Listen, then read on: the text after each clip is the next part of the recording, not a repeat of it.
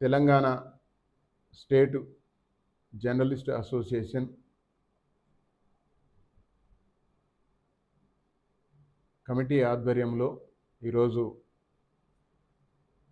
సూర్యాపేట జిల్లా కేంద్రంలో ఉమ్మడి జిల్లా అసోసియేషన్ కార్యాలయంలో ఏర్పాటు చేసినటువంటి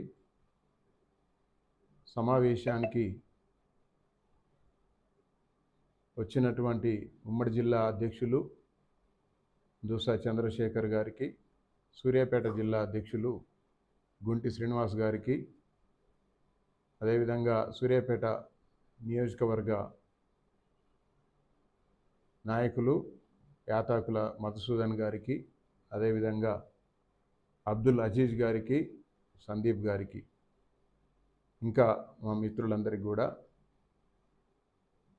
ప్రత్యేక ధన్యవాదాలు తెలియజేస్తూ ఈరోజు మా యొక్క సమావేశ ముఖ్య ఉద్దేశం ప్రస్తుతం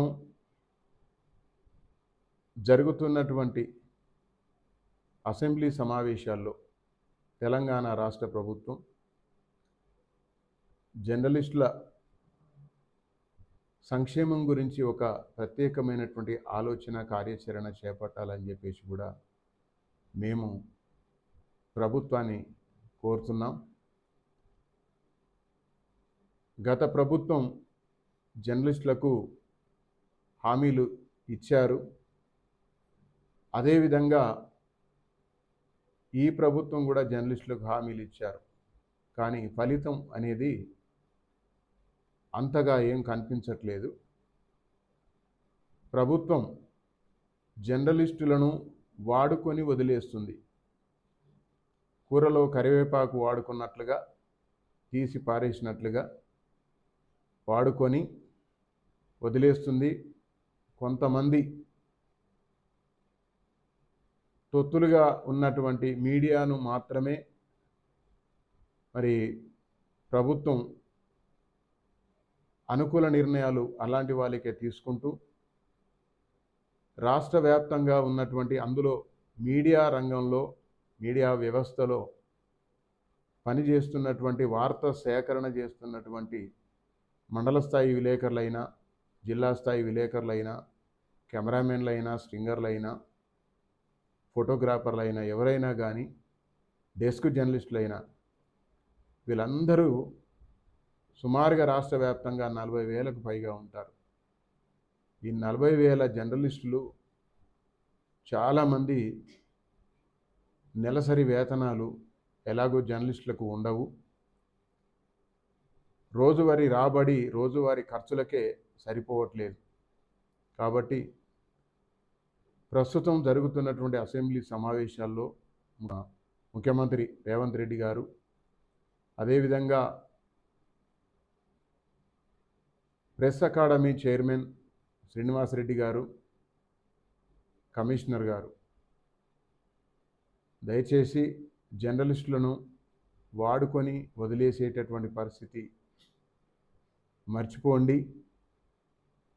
మా యూనియన్ తరపున మేము కోరుతున్నాం, డిమాండ్ చేస్తూ ఉన్నాం, విజ్ఞప్తి చేస్తూ ఉన్నాం. గత 5 సంవత్సరాలుగా మేము మా డిమాండ్లను మీ దృష్టికి తీసుకొస్తున్నాం. చాలాసార్లు గత ప్రెస్ అకాడమీకి వినతి పత్రాలు ఇవ్వడం జరిగింది, గత మంత్రిత్వానికి వినతి పత్రం ఇవ్వడం జరిగింది, ప్రస్తుత మంత్రి గారికి కూడా వినతి పత్రం ఇవ్వడం జరిగింది జర్నలిస్టుల సమస్యలు పరిష్కరించాలని. ప్రస్తుత మీడియా అకాడమీకి కూడా చైర్మన్ గారికి కూడా వినతి పత్రం ఇవ్వడం జరిగింది. మళ్ళా కూడా మేము మా పోరాటాన్ని ఆపము, ఉద్యమం చేస్తూనే ఉంటాం. ముఖ్యమంత్రి రేవంత్ రెడ్డి గారు, మంత్రి పొంగులేటి శ్రీనివాసరెడ్డి గారు, ప్రెస్ అకాడమీ చైర్మన్ శ్రీనివాసరెడ్డి గారు దయచేసి రాష్ట్రంలో ఉన్నటువంటి వర్కింగ్ జర్నలిస్టులందరూ కూడా మీరు ఏ హామీలైతే ఎన్నికల్లో ఇచ్చారో ఆ హామీలన్నీ కూడా నెరవేర్చడానికి ఒక అసెంబ్లీ నుండి మీరు ఒక బహిరంగ ప్రకటన చేయాలి. అసెంబ్లీలో చర్చ జరగాలి జర్నలిస్టుల గురించి. మీరు ఈరోజు ఆ స్థాయికి చేరుకోవడానికి కింది స్థాయి నాయకుల నుండి ఈరోజు రాష్ట్ర ప్రభుత్వాన్ని ఏర్పాటు చేసేటటువంటి రాష్ట్ర ప్రభుత్వం మరి నిర్ణయించేటటువంటి ఒక స్థాయికి మీరు వచ్చారు అని అంటే అది కేవలము పాత్రికేయ రంగం ద్వారానే, మీడియా రంగం ద్వారానే. ఈరోజు మరి మీడియానే మీరు మర్చిపోతే అది చాలా బాధాకరం. దయచేసి అర్థం చేసుకోండి. జర్నలిస్టుల సంక్షేమం కోసం ఆలోచన చేసి జర్నలిస్టులకు మీరు ఇస్తానన్నటువంటి ఏవైతే మరి ఇండ్లు ఉన్నాయో, ఇండ్ల పట్టాలు ఉన్నాయో, ఖాళీ ఇంటి స్థలాలు ఉన్నాయో వాటిని మీరు వెంటనే ఇచ్చేటటువంటి కార్యాచరణ చేపట్టండి. అదేవిధంగా అక్రిడిటేషన్ కార్డులు 2 నెలలు పాత వాళ్లకు మరి గడువు పెంచారు. కొత్త వాళ్లకు అప్లికేషన్ చేసుకోమని చెప్పడం జరిగింది. కొంతమంది కొత్త వాళ్ళు అప్లికేషన్ చేసుకుంటున్నారు, దరఖాస్తులు చేసుకుంటున్నారు. పాత వాళ్ళు ఇంకా 2 నెలలు ఉందిలే అన్న ఒక ధీమాతో ఉన్నారు. మధ్యలో ఏం జరుగుతుందో అర్థం కావట్లేదు. కానీ మొత్తానికి ఏదో కార్యాచరణ జరుగుతుంది అనిపిస్తుంది, కానీ జర్నలిస్టులు చాలా వరకు సందిగ్ధంలో ఉన్నారు. గవర్నమెంటు ఏ టైంలో ఎటువంటి నిర్ణయం తీసుకోబోతుందో అన్న ఒక ఆలోచనతో ఉన్నారు. ఈ సందిగ్ధంలో నుండి జర్నలిస్టులకు మరి బయటికి తీసుకురండి. మీరు ఏదైనా ఒక మరి బహిరంగ ప్రకటన చేయండి.